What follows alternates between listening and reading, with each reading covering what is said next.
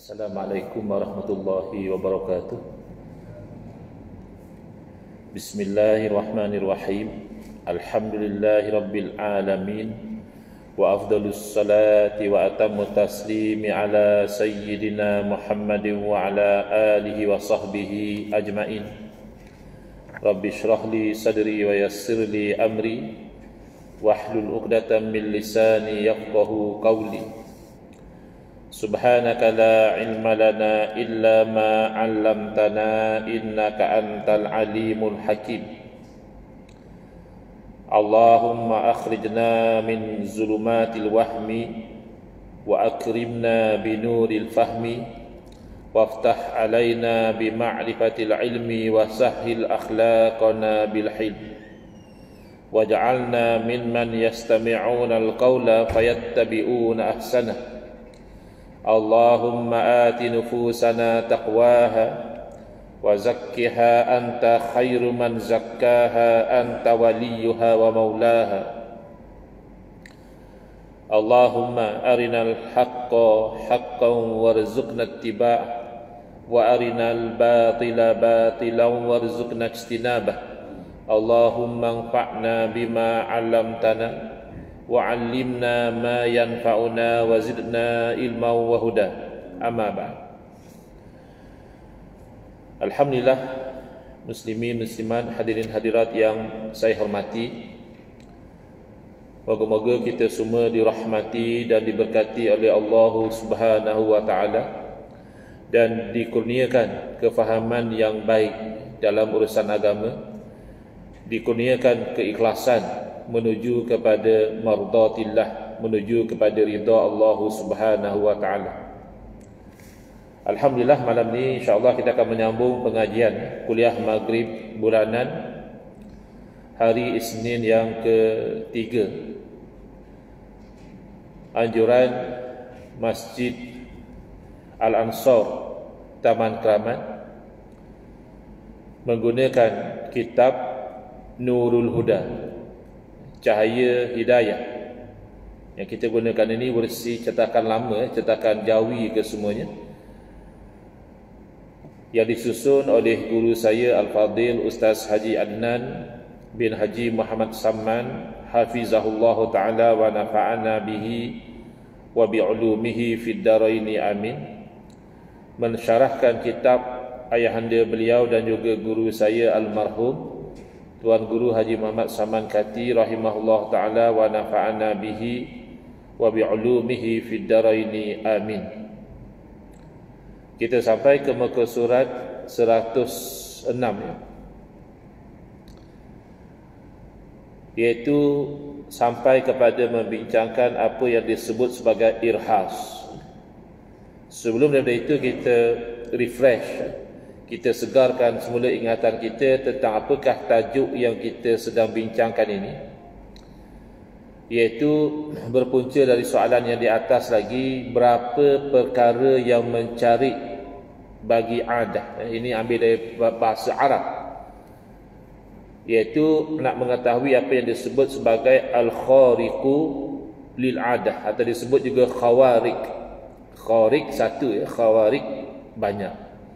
Jadi asal kharaqa itu mengoyakkan, itu disebut mencarikan ya. Berapa perkara yang mencari bagi adah.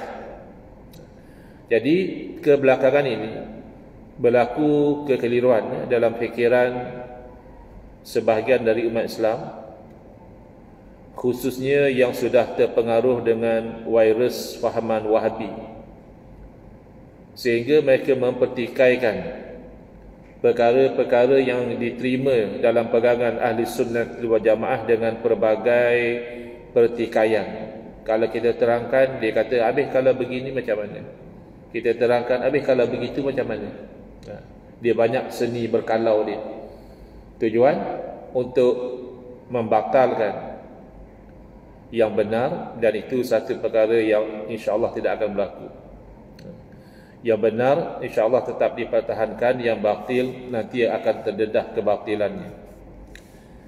Antara punca golongan yang terpengaruh dengan fahaman Wahabi ini gagal faham pegangan ahli sunnati wal jamaah adalah kegagalan mereka memahami apa yang disebut sebagai adah.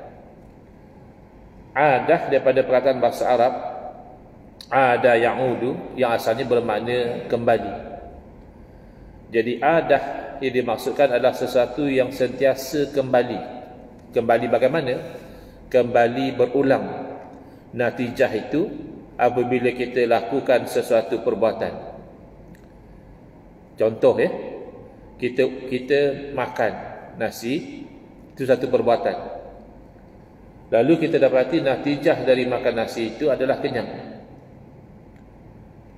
Semalam kita makan nasi kenyang, hari ini juga kita makan nasi kenyang. Bahkan sudah bertahun-tahun kita dapati selepas kita makan nasi kita kenyang. Dan sebaliknya, bila kita tidak makan nasi kita lapar. Maka mengkaitkan antara makan nasi dengan kenyang itulah dipanggil perkaitan adah. Ada sebahagian dari mereka saya perhatikan bila kita sebut hukum adat, dia bayangkan macam adat orang Melayu, adat orang Cina, adat orang India, adat pepatih, adat temenggung. Padahal bukan. Bila kita terangkan hukum adat, dia kata mana boleh Ustaz, hukum adat bercanggah dengan syarak. Syarak kena didahulukan. Macam mana pula hukum adat bercanggah dengan syarak? Syarak itu mengambil kira hukum adat. Jadi bagaimana pula perkaitan adat dengan akal?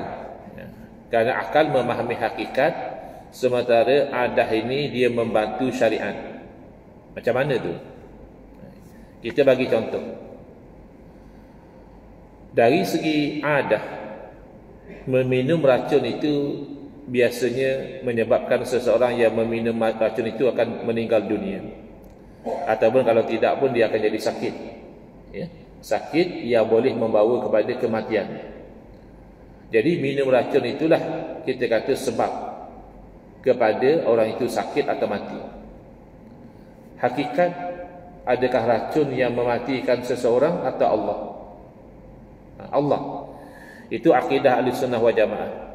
Tapi mereka tak boleh terima. Bukan mereka tak boleh terima secara konsep. Secara konsep mereka terima. Tapi bila pergi kepada implementasi, di situ mereka mula tak faham.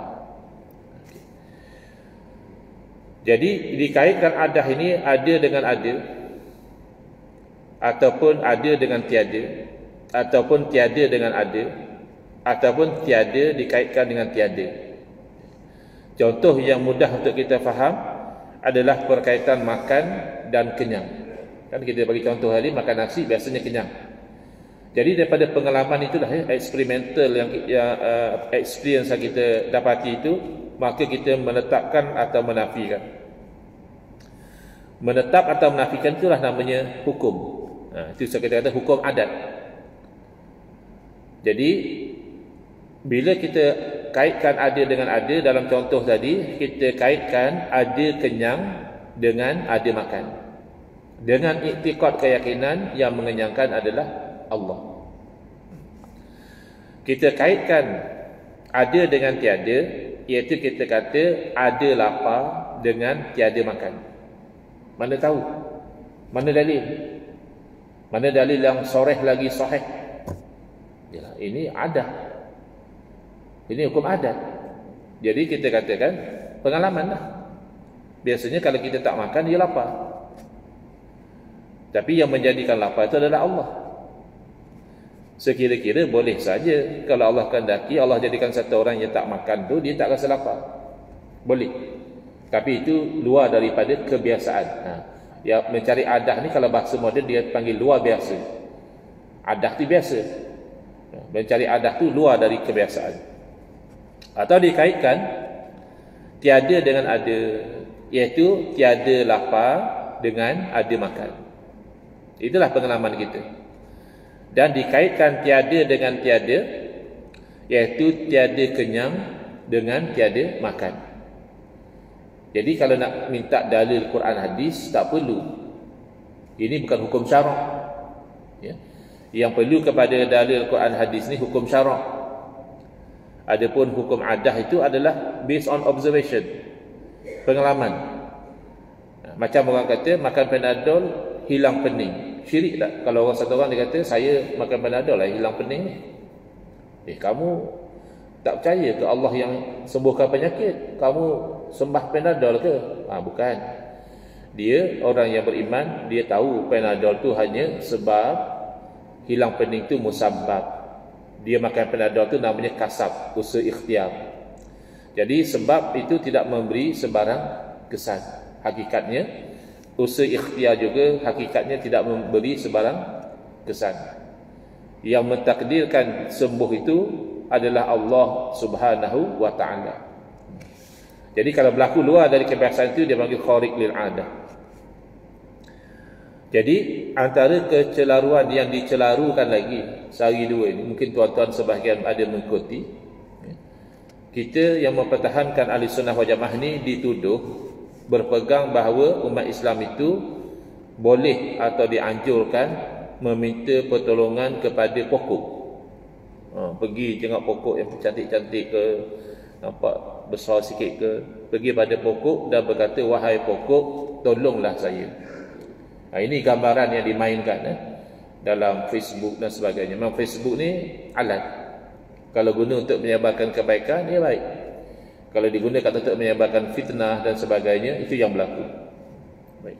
Puncanya sebenarnya bukan itu. Bukan isu itu. Isu yang dibincangkan adalah hukum istighasah, meminta tolong kepada para wali. Jadi dengan kita ketepikan orang-orang jahil, ada orang jahil kata, buat apa minta tolong dengan wali? Kan? Minta tolong dengan Allah lah direct. Yang bercakap tu pun minta tolong dengan mak ayah. Tak ada duit. Call ayah, ya boleh tak bulan ni saya nak pinjam duit, hari ni bajet lebih. Minta dengan Allah lah, minta dengan bapak kenapa? Jadi sebenarnya itu orang jahil.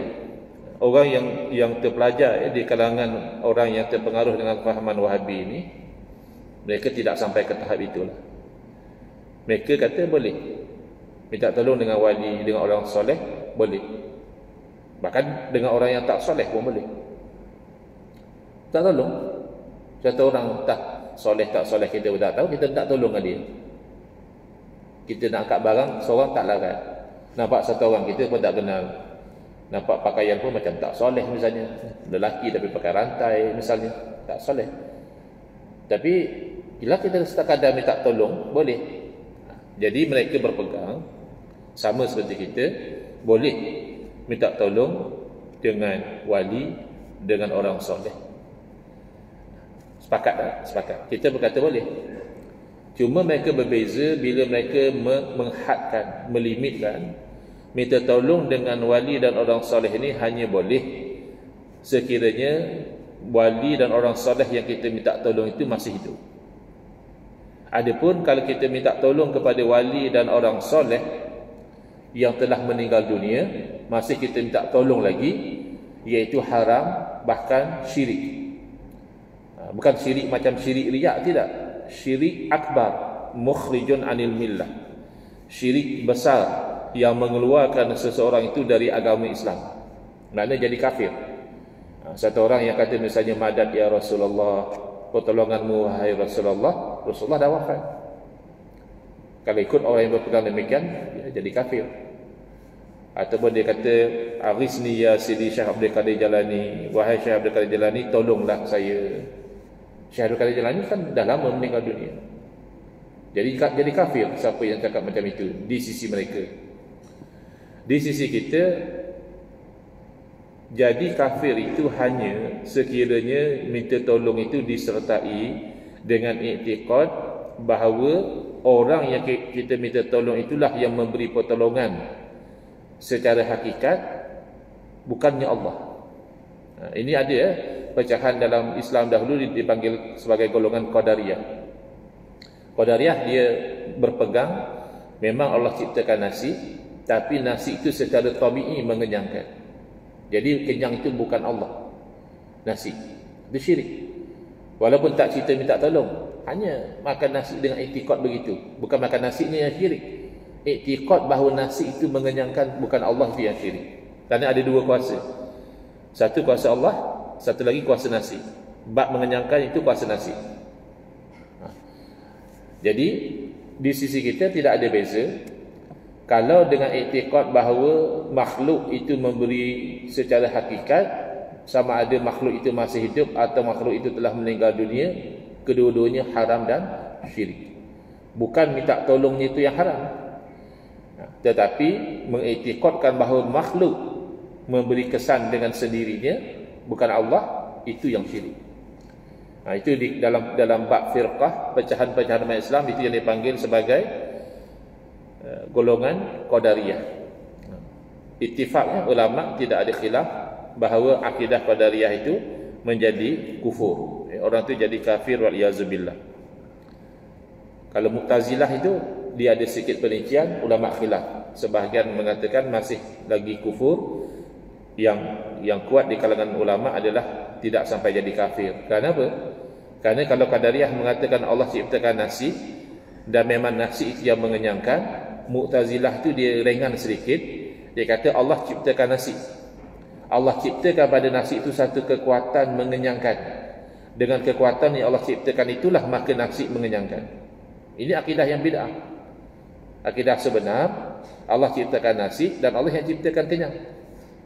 Kerana kalau dikata, kenapa ada ulama kata macam tu pun masih kafir? Sebab nasi kan makhluk Allah. Lalu Allah ciptakan satu kekuatan pada nasi, yang dengan kekuatan itulah nasi mengenyangkan, maknanya kekuatan itu kan makhluk Allah juga. Jadi apa beza kamu kata nasi yang mengenyangkan bukan Allah dengan kamu mengatakan kekuatan itu yang mengenyangkan bukan Allah? Dua-dua itu makhluk. Jadi kamu menisbahkan pada makhluk, secara hakiki itu kufur. Tapi ulama yang mengatakan tidak sampai jadi kafir, kerana mereka mengatakan masih lagi mereka nisbahkan itu kepada Allah. Mereka kata satu kekuatan yang Allah ciptakan. Yang penting akidah itu bid'ah. Akidah yang sunnah adalah Allah yang menciptakan nasi, Allah juga yang menciptakan kenyang. Boleh Allah ciptakan kenyang tanpa nasi, dan boleh Allah jadikan orang itu makan nasi tapi tidak ada kenyang pada dia. Tapi itu namanya apa? Khariq lil adah, mencari adat. Luar biasa lah, boleh kenyang tanpa makan tu luar biasa. Makan tapi tak kenyang tu macam biasa pula.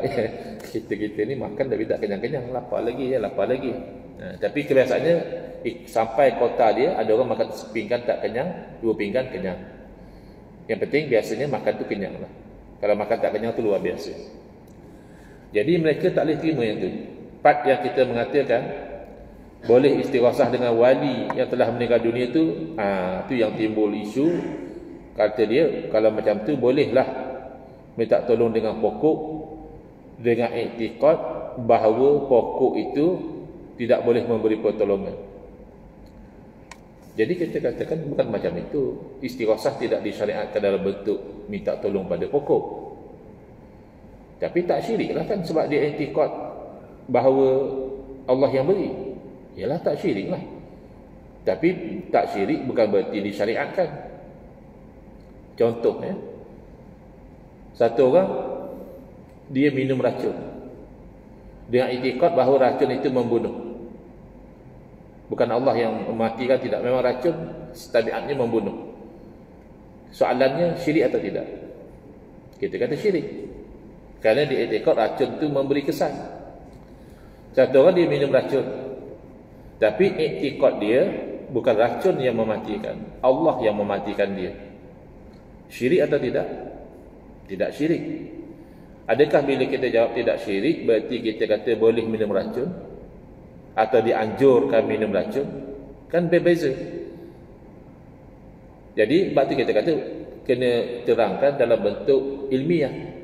Jangan sebut begitu saja, boleh tidak syirik minum racun dengan iktikad bahawa racun itu tidak membunuh. Nanti setengah orang ingat boleh minum racun lah kalau begitu, sebab tak syirik. Tak syirik isu lain, boleh tak boleh isu lain. Baik. Jadi kembali kepada putar belit yang nak memburukkan imej ahli sunnati wal jamaah dengan memberi gambaran seolah-olah kita itu menganjurkan atau membolehkan umat Islam itu meminta sesuatu kepada pokok. Persoalan itu sepatutnya begini. Boleh atau tidak meminta tolong kepada pokok dengan iktikad bahawa Allah yang beri, bukan pokok yang beri, maka kita akan timbul persoalan. Kalau kamu dah iktikad Allah yang beri, ya, bukan pokok yang beri, kenapa kamu minta kepada pokok? Dia jawab, samalah macam kamu. Kamu kan iktikad wali yang telah meninggal dunia tidak boleh menolong. Hakikatnya Allah yang menolong. Tapi kenapa kamu masih minta dengan wali? Kan begitu logik dia. Maka kita jawab, kerana itu salah satu sebab. Minta tolong kepada wali itu sebab. Pertolongan sebenar daripada Allah. Adakah minta tolong pada pokok itu sebab juga? Kan kita faham sebab musabab tadi, perkaitannya kita buat satu benda diikuti dengan satu natijah. Ya. Maka sebab musabab. Adakah meminta dengan maksud kata bercakap dengan pokok itu satu sebab kepada pertolongan? Kan tidak. Berarti hakikat pun tidak, sebab pun tidak. Jadi atas dasar apa kamu minta tolong? Kalau kamu tahu benda itu sebab, kita kata okeylah, kamu minta tolong dengan orang ni, orang itu, dengan wali ni, wali itu, atas dasar sebab. Tapi adakah pokok itu Allah jadikan sebab kepada pertolongan dalam bentuk kamu minta kepada pokok? Kalau dalam bentuk kita kata buat ubat, ambil pokok tu, potong akar dia, rebus, minum, jadi sihat, itu okeylah. Kita panggil sebab musabab. Yang bagi sihat Allah juga, bukan akar pokok. Tapi kalau sesuatu itu jadi sebab, dah jadi sebab, boleh. Contoh, minta sesuatu dari telefon. Kan telefon sekarang kita boleh cakap apa? Siri, please dial number apa, kan dia boleh call. Kalau please dial itu kita terjemahkan bahasa kita, Siri, tolong telefon kawan saya nama sekian-sekian. Adakah syirik kita minta tolong dengan telefon? Bukan saya sembah telefon. Kan saya cuma communicate, telefon ni dia ada teknologi dia boleh recognize suara saya. Bila saya cakap macam itu, dia akan prompt dia punya action dia tu, dia akan call, akan buka Waze. Kalau macam itu sebabnya minta tolong pada telefon tu dah jadi sebab, kerana teknologinya dan sebagainya. Maka oleh kerana sebab, kita buat. Iktikad tetap juga Allah yang bagi apa-apa pun. Ya, telefon pun tak boleh buat apa-apa kalau Allah tidak izinkan. Tapi maknanya bolehlah satu orang cakap, tolong buka peta saja. Apa kau cakap dengan benda tak hidup ni? Yalah, memang benda ni tak hidup, tapi dia jadi sebab. Teknologi apa? Dia sekarang artificial intelligence, AI-nya dengan voice recognition-nya, apa-apa disambung-sambung teknologi ni semua. Rupanya bila kita bercakap macam tu, dia boleh perform sesuatu yang kita nak. Itu namanya sebab. Jadi minta tolong dengan pokok ni hakikat confirm bukan. Kadang minta tolong dengan sesuatu yang hakikat hanya Allah saja. Lain daripada Allah minta tolong tu adalah asbab. Jadi oleh kerana pokok itu bukan hakikat dan bukan asbab, maka meminta tolong kepada pokok zahirnya itu syirik. Seolah-olah kamu beriktikad memang pokok tu yang beri. Tak, dia kata memang saya minta tolong tu dengan iktikad Allah yang beri. Dan maknanya kamu bodoh, kerana kamu melakukan sesuatu yang bukan sebab. Sebagaimana orang yang iktikad bahawa bila dia makan batu, bukan batu yang mengenyangkan tapi Allah. Tapi dia pergi makan batu tu kan tak, bukan sebabnya. Kalau dia berbincangannya, kalau makan nasi, iktikadnya bukan nasi mengenyangkan, tak syirik. Makan nasi dengan iktikad memang nasi yang mengenyangkan bukan Allah, ia syirik. Tapi kalau kita makan batu, walaupun di iktikad bahawa Allah yang mengenyangkan, tapi kan makan batu tu bukan asbab. Atau dia minum racun macam tadi, dengan iktikad Allah yang mematikan, tetap perbuatan dia haram. Kerana racun sebab kepada kematian, mana dia bunuh diri. Dah isyak ya? Belum. 3 minit lagi. Jadi kena difahami bahawa di sisi ahli sunnati wal jamaah tidak menganjurkan seseorang itu memohon kepada pokok, kerana hakikat tidak, sebab pun bukan. Jadi zahirnya itu sepertinya kamu menganggap pokok itu memberi sesuatu. Tapi kalau kamu katakan tak, memang saya anggap Allah yang beri, tetap itu satu perbuatan yang tidak disyariatkan, kerana bukan sebab. Apa pula kalau kita minta dengan berhala, Ustaz? Macam tu pula. Dia punya kalau tu macam-macam. Kalau saya minta dengan berhala, tapi bagi saya dengan izin Allah. Pertama, kalau dah kamu tahu dengan izin Allah, kenapa kamu minta dengan berhala, sedangkan Allah yang larang minta dengan berhala? Allah yang tak izinkan kita minta dengan berhala, kerana berhala itu asalnya sembahan syirik. Bila kamu minta dengan satu sembahan syirik, zahir perbuatan kamu itu adalah kamu mengiktikadkan berhala itu Tuhan.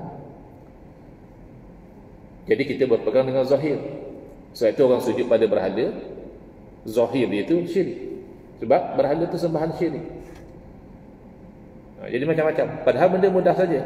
Bendanya ialah di sisi ahli sunnati wal jamaah boleh meminta tolong kepada orang soleh ataupun wali-wali Allah tanpa membezakan sama ada mereka masih hidup atau mereka telah meninggal dunia. Cuma setelah mereka meninggal dunia, harapan kita adalah lebih kepada doa mereka. Kerana sabit dalam hadis-hadis bahawa orang meninggal dunia mendoakan orang yang hidup. Sebut macam ni pun kadang orang marah juga. Dia kata ustaz ni sebut je ada hadis-hadis, dia tak sebut pun hadis apa dia. Kazab kata dia, ustaz ni pendusta pula. Sebut sesuatu tanpa sebut, kalau itu pendusta. Mana golongan yang mendakwa istighasah dengan orang mati itu haram, mereka juga adalah lebih pendusta lagi. Sebab kami tanya, apa dalil haram istighasah dengan orang mati? Oi, banyak dalam Quran semua. Tak apalah, bawa main satu je nak tengok dalil yang sahih dan soreh. Berdalil nak mengharamkan tentu kena sahih. Soreh sebab mereka selalu macam itu. Apa-apa dalil nak kena straight to the point. Dan ini bukan benda kecil, syirik. Sampai sudah seorang pun tak ada bawa dalil. Kalau pakai logik kita sebut ada hadis tapi kita tak sebut hadisnya, itu kita berarti kita itu pendusta. Mana kayu ukur yang sama, mereka-mereka ini juga pendusta. Jadi sayanglah kalau umat Islam ni tujuan dia bertanya itu bukan untuk faham, tetapi lebih kepada untuk jadikan sebagai modal untuk memfitnah dan sebagainya. Itu satu perbuatan yang merugikan dunia dan akhirat, rugilah. Jadi saya jelaskan di sisi ahli sunnati wal jamaah meminta tolong kepada pokok itu tidak disyariatkan, menjadi syirik kalau diiktikad pokok itu yang memberi bukan Allah. Dan walaupun tidak syirik kalau iktikad dia Allah yang beri, tapi adalah satu bentuk, satu perkara yang bid'ah, yang sayyi'ah, kerana tidak satu asbab yang diiktibar secara syarak. Wallahu a'lam. Boleh sambung lagi lepas azan. InsyaAllah saya sambung sedikit selepas daripada azan.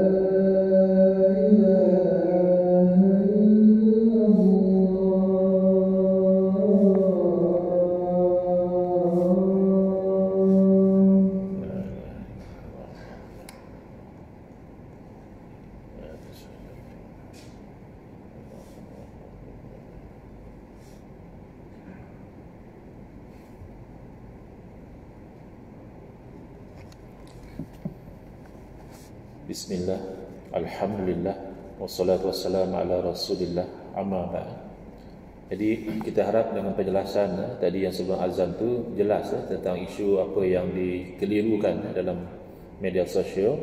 Moga-moga yang menyebarkan fitnah ini bertaubat daripada dosa memfitnah, memburuk-burukkan sesama Islam semata-mata kerana berbeza pandangan. Jadi ada juga orang yang tak setuju tapi sekurang-kurangnya dia tidak fitnah. Saya sebut dalam kuliah sebelum ini, saya kata kalau minta tolong kepada pokok walaupun tidak dengan iktikad pokok yang memberi tapi Allah yang memberi, kan satu kebodohan, saya kata. Jadi dia tak setuju. Dia tak setuju kat mana? Dia setuju. Dia kata kalau minta pada pokok tu bodoh, mana dia setujulah dengan saya. Mana apa, minta dengan wali yang dah mati pun bodoh. So kita tak setuju dengan tu sebab tak sama. Tak dengan pokok, tak tolong dengan wali, itu dua benda yang berbeza. Tapi sekurang-kurangnya dia tak fitnah saya. Mana dia terima bahawa saya menolak perbuatan meminta tolong dengan pokok. Tapi ada yang memfitnah, bagi gambaran seolah-olah Ustaz Engku ni menganjurkan orang minta tolong dengan pokok. Siap ada yang troll dalam Facebook, hantar gambar kopiah, kan ada kopiah ada gambar masjid. Macam ni saya pakai ni, kopiah ada gambar masjid, ada kopiah ada gambar capal. Dia hantar kat saya kopiah gambar pokok, cantik juga corak dia tu. Ini budaya yang tak sihat lah, lari daripada isu sebenar. Jadi kita jemputlah kalau mereka nak secara ilmiah, kita dialog, muzakarah secara ilmiah, hukum istighosah dengan para wali, sama ada yang masih hidup atau yang telah meninggal dunia. Saya ingat itu lebih bermanfaat. Jadi masyarakat yang berminat pun dapat dengar, oh macam ni dalilnya, macam ni hujahnya. Kan lebih sihat daripada membuat fitnah, mengatakan pandai tulis buku, jangan kata apa yang orang tak kata, tapi dibiarkan orang ramai itu mengatakan benda yang mereka tahu sebenarnya kita tak kata. Itu tak baguslah. Baik. Jadi saya laju-laju, insya-Allah tak melebihi daripada 8.35. Yang pertama kita telah terangkan perkara yang mencari adat namanya mukjizah, daripada a'jaza yu'jizu, melemahkan. Mukjizah asal maknanya sesuatu yang melemahkan, berarti satu keistimewaan, perkara yang luar biasa yang diberi kepada para anbiya alaihi wassalatu wassalam. Misalnya tongkat Nabi Musa alaihi salam bertukar menjadi ular besar, menelan segala ular-ular ahli sihir Fir'aun. Itu kan luar biasa. Saya ingat ada antara kita, jemaah kita yang pakai tongkat. Pernah tak tongkat tu tukar jadi ular? Bukan tongkat dia saja, tongkat orang lain pun tak tukar jadi ular. Jadi tongkat tukar jadi ular ni luar biasa, dikurniakan kepada seorang rasul, namanya mukjizat. Demikian Nabi Isa AS boleh menyembuhkan pelbagai penyakit serta menghidupkan orang yang telah mati. Tengok dalam bracket, dengan izin Allah. Perkara itu kan luar biasa. Jadi macam suka nak percayalah, sebab benda itu tak biasa. Benda yang tak biasa ni kita payah nak percaya. Tapi bila berlaku kepada para rasul, untuk orang yang dapat hidayah, dia akan percaya. Yang tak dapat hidayah, dia kata sihir, dia kata macam-macam lah. Dan bagi Nabi Muhammad SAW, mukjizat yang paling banyak seperti membelah bulan. Itu mukjizat yang boleh disaksikan oleh orang yang hidup pada zaman itu. Dan terpancar air daripada celah-celah jarinya yang mulia. dan lain-lain lagi. Namun mukjizat baginda yang paling besar ialah Al-Quranul Karim, ya, yang sampai sekarang boleh dirasai mukjizatnya oleh mereka yang mengkaji, ya, isi kandungan Al-Quran itu. Yang kedua adalah irhas. Irhas ni perkara yang luar biasa untuk bakal Nabi. Kalau mukjizat tu dia dah jadi rasul. Kalau yang irhas ni belum mendapat risalah lagi, tapi akan jadi Nabi. Misalnya terpancar air Zam-Zam yang kita kenali sekarang daripada bumi, bekas sentakan tumit kaki Nabi Ismail alaihissalam. Tapi masa tu Nabi Ismail masih baby lagi, belum diangkat sebagai rasul lagi, tapi akan jadi rasul. Kan baby hentak kaki ke atas tanah, setakat mana boleh keluar air? Orang nak cari air tu gali perigi ke dalam lagi. Kan luar biasa, setakat baby hentak-hentak kaki keluar air itu luar biasa. Adakah mukjizat? Oleh kerana berlaku sebelum dari kenabian, itu dipanggil sebagai irhas. Ataupun awan yang memayungi Nabi Muhammad SAW di dalam perjalanan ke Syam sebelum beliau diangkat menjadi Rasul. Kita berjalan, kebetulan ada awan, ya kita terpayung. Tapi Nabi SAW, awan itu mengikuti. Kemana Nabi SAW pergi, awan itu ikut. Kita nasiblah kalau ada awan kita terpayungi. Kalau tak ada awan kita panas. Jadi diikuti oleh awan ini satu perkara yang luar biasa berlaku kepada Nabi sallallahu alaihi wasallam sebelum daripada diangkat sebagai rasul, namanya irhas. Karamah. Karamah asal maknanya kemuliaan. Dikurniakan untuk aulia, maknanya para wali. Jadi secara konsepnya apa yang harus berlaku sebagai mukjizat kepada para nabi harus juga berlaku sebagai karamah kepada para wali. Tapi tidak berarti misalnya berlaku satu perkara yang luar biasa kepada para wali, kadang mereka confuse kat situ, tapi tak berlaku perkara yang sama kepada para nabi, lalu mereka tolak. Mereka kata tak berlaku pada nabi pun, takkanlah wali lebih mulia pada nabi. Dia kena faham berlakunya satu perkara yang mencari adat kepada seorang wali, yang mana tidak berlaku perkara itu kepada seorang nabi, tidak berarti wali lebih mulia pada nabi. Di sisi kita ahli sunnah wal jamaah, tetap para nabi lebih mulia daripada para aulia. Begitu. Kalau kira konsep macam itu, kan kita tahu Nabi Sayyidina Umar radhiyallahu anhu ketika sedang berkhutbah boleh nampak tentera yang dalam peperangan tu, dan siap boleh arah lagi, suruh pergi ke arah bukit, dan tentera boleh dengar lagi. Itu kan tak berlaku kepada Nabi Muhammad sallallahu alaihi wasallam. Tak ada Nabi arahkan tentera secara gaib macam tu, secara jauh. Adakah dengan itu kita nak kata, oh kalau macam tu Sayyidina Umar lebih mulia pada Nabi ke? Tak mestinya berlaku pada Sayyidina Umar, tak berlaku pada Nabi, maka Sayyidina Umar lebih mulia pada Nabi. Tidak, tetap Nabi sallallahu alaihi wasallam insan yang paling mulia. Jadi jangan diambil logik-logik yang songsang macam itu, ya, untuk membuat bantahan-bantahan yang tidak wali. Misalnya datang berbagai buah-buahan kepada Sayyidatina Maryam semasa beliau beribadah di Masjidil Aqsa. Apa pula peliknya? Pelik kerana buah-buahan tu bukan musim dia. Maknanya kita kata buah-buahan tu tak ada pada masa tu. Tiba-tiba ada pada Sayyidatina Maryam ketika beribadah. Adakah ini mukjizat? Tidak, kerana Sayyidatina Maryam bukan seorang rasul, tapi dipanggil karamah, kemuliaan. Ataupun kisah Juraij dengan anak kecil yang boleh berkata-kata. Anak kecil biasanya belum boleh cakap lagi. Bila anak kecil boleh berkata-kata ni untuk membantu seseorang, itu adalah karamah. Yang ini saya dah sebut tadi. Perintah Sayyidina Umar radhiyallahu anhu yang boleh dan dapat didengari oleh ketua pengakap, bukan pengakap macam kita di sekolah ni. Ini apa? Scout, military scout, yang pergi berisik dahulu, ya, bukan pengakap macam kat sekolah tu.